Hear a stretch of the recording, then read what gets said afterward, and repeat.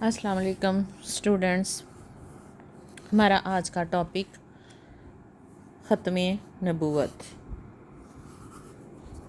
عربی زبان میں ختم کے معنی مہر لگانا، بند کرنا، آخر تک پہنچانا، کسی کام کو پورا کر کے فارغ ہو جانا۔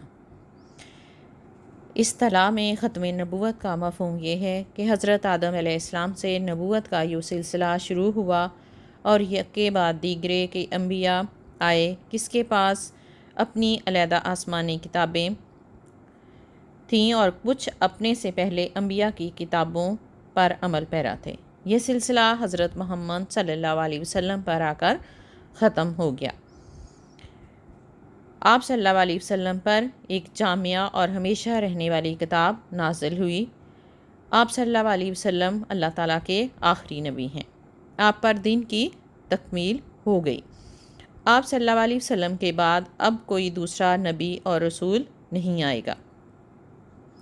قرآن کی روشنی میں ختم نبوت۔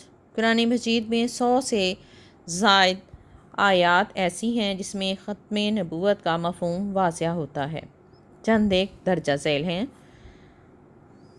سورۃ الاحزاب میں ہے ترجمہ: لوگو، محمد صلی اللہ علیہ وآلہ وسلم تمہارے مردوں میں سے کسی کے باپ نہیں، مگر وہ اللہ کے رسول اور خاتم الانبیاء ہیں۔ عمومیت اور ختم نبوت۔ سورۃ الاعراف۔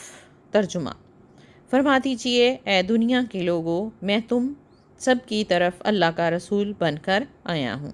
اللہ تعالیٰ نے آپ کو تمام انسانوں کے لیے رسول بنا کر بھیجا اور قیامت تک ہر قوم اور ہر دور کے انسانوں کے لیے آپ صلی اللہ علیہ وسلم کی رسالت عام ہے اور سب کے لیے آپ صلی اللہ علیہ وسلم کی تعلیم کافی ہے۔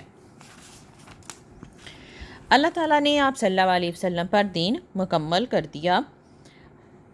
آپ صلی اللہ علیہ وسلم کی شریعت کامل ہے۔ آپ صلی اللہ علیہ وسلم کی تعلیمات ہدایت کی مکمل ترین شکل ہے، اس لیے اب کسی دوسرے نبی کی ضرورت نہیں۔ ارشاد باری تعالیٰ ہے ترجمہ: اور جو کوئی اسلام کے علاوہ کوئی اور دین چاہے گا وہ اس سے ہرگز قبول نہیں کیا جائے گا۔ اللہ تعالیٰ نے آپ صلی اللہ علیہ وسلم پر نازل کردہ کتاب قرآن مجید کی حفاظت کا وعدہ فرمایا ہے، اور یہ کتاب 1400 سال گزرنے کے باوجود اس شان سے محفوظ ہے کہ اس کے ایک حرف میں بھی کوئی رد و بدل نہیں ہو سکا۔ ہر کسی پر یہ لازم ہے کہ حضرت محمد صلی اللہ علیہ وسلم پر ایمان لائے اور آپ صلی اللہ علیہ وسلم کے بتائے ہوئے طریقے پر چلے۔ اللہ تعالیٰ فرماتے ہیں: اِنَّا نَحْنُ نَزَّلْنَا الذِّكْرَ وَإِنَّا لَهُ لَحَافِظُونَ۔ بے شک یہ ذکر قرآن مجید ہم نے نازل کیا اور ہم ہی اس کے محافظ ہیں۔ آپ صلی اللہ علیہ وسلم کی تشریف آوری سے ہدایت کا سلسلہ تمام انبیاء کو بھی پہنچا اور اہتمام کو بھی۔ سورۃ المائدہ میں ہے ترجمہ: آج میں نے تمہارے لیے تمہارا دین مکمل کر دیا اور تم پر اپنی نعمت یعنی نبوت و رسالت تمام کر دی اور تمہارے لیے اسلام کو بطور دین پسند کر لیا۔